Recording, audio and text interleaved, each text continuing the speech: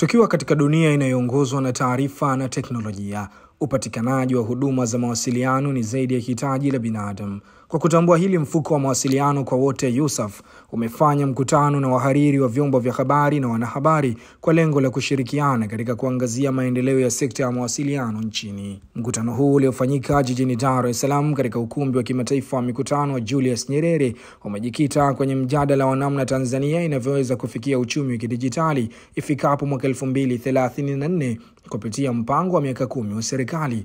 Akizungumza wakati wa mkutano huo, mtendaji mkuu wa USAF Mhandisi Peter Moselianda amesema kuwa mpango huu chini ya mfuko huo una jumla ya miradi 16 katika mawasiliano ya simu, huduma za posta na utangazaji wa redio na televisheni. Mpaka sasa jumla ya shilingi bilioni 126 zimetumika, ambapo imewezesha kata 713 kunufaika na ujenzi wa minara 758 na kuwafikia zaidi ya wananchi milioni 8.5 katika wilaya 127 kwenye mikoa 26 ya Tanzania bara. Mradi huu tumeanza kutekeleza mwaka 2023 na kwa bahati nzuri Mheshimiwa Rais alishuhudia utiaji saini wa mikataba ile, ambapo tulikubaliana na watu wa huduma kujenga minara hiyo 758 kwenye kata 713 nchini na minara wilaya 127 katika mikoa yote ya Tanzania, mikoa 26. Lakini upande wa Zanzibar tulitekeleza mradi wenyewe, tulianza mwaka Januari 2022 na ule mradi ulikuwa kujenga minara 42 Zanzibar, ambayo ilikuwa inafika kwenye shehia 38 zilizonufaika na mradi ule. Na huo mradi uligharimu kiasi cha shilingi bilioni 6.9. Mradi ule ulikamilika na unatoa huduma kwa wananchi wa Zanzibar. Serikali pia imeendelea kukuza na kuongeza ujuzi wa tehama kwa wanafunzi na walimu, ambapo mfuko huo umetoa mafunzo kwa walimu 3798 kutoka shule 1791 huku shule 1121 zikipewa vifaa vya tehama, na shule 22 za watoto wenye mahitaji maalum zimenufaika kwa kupatiwa vifaa maalum kama mashine za nukta nundu, orbit readers, laptop na vifaa vya uoni. Kwa hiyo tunawachukua walimu pale na tunawaleta wataalamu wanawafundisha.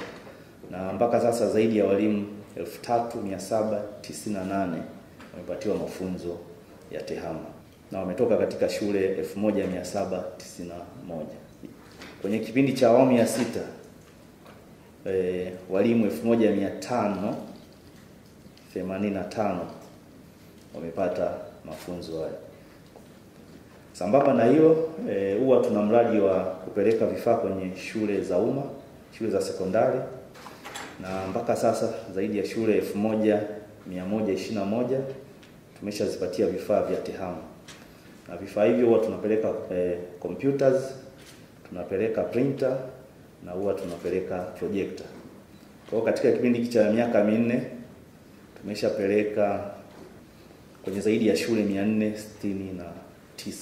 Kwenye shule zile maalum za watoto wenye mahitaji maalum huwa tunapeleka na wenyewe vifaa vya tehama, na mpaka sasa tumeshafikisha vifaa vya tehama kwenye shule 22, ambapo huwa tunapeleka TV, huwa tunapeleka mashine zile za nukta nundu, huwa tunapeleka mashine za kisasa wanaita orbit reader, tunapeleka laptops, tunapeleka printer ya nukta nundu, tunapeleka na digital voice recorder na magnifiers.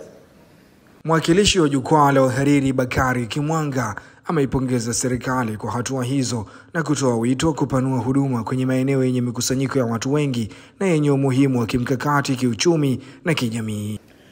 Tunatembea siku hizi na mabegi kubeba vile vifaa vya kutafuta internet, yani ukae kama vile pale Shao uweke sio ni kampuni gani na kampuni gani, dude kubwa.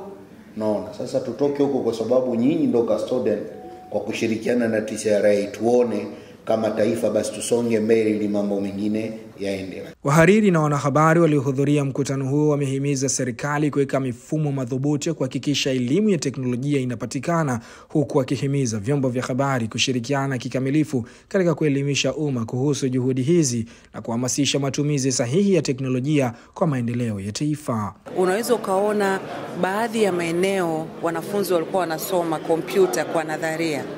Yaani wanaangalia, wanacholewa kwenye karatasi, lakini sasa hivi UCSAF wanapeleka vitendea kazi. Kama wanazungumza kompyuta mpakato, basi itapelekwa kompyuta mpakato. Kama wanazungumzia keyboard, wataiona kwa macho yao. Kwa hiyo hii naweza nikasema kwamba ni kitu kikubwa na ni mwamko sasa wa mpaka vijijini. Tunakwenda kupata wataalamu wa IT, tunakwenda kupata wataalamu wa masuala ya sayansi, watayasoma kwa vitendo. Vyombo vya habari pia ni sehemu ya mawasiliano. Kuna baadhi ya vyombo vya habari kama vile vya serikali kwa mfano ambavyo vina utegemezi mkubwa kutoka kwenye mfuko wenyewe, kwamba uanzishwaji ama uwekwaji kwa mfano wa minara kwa kiasi kikubwa ndipo kuwafikia wananchi wengi kwenye eneo hilo la usikivu wa redio.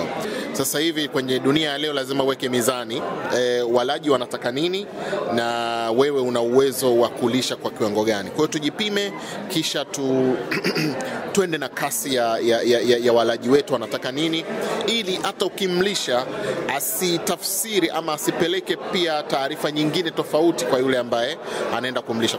Mfuko wa mawasiliano kwa wote umejikita katika kuhakikisha Tanzania ya kidijitali inafikiwa kwa kukuza na kuboresha miundombinu ya kidijitali nchini. Kutoka Dar es Salaam, mimi ni Nyamguma Mahmud, Dosti Habari.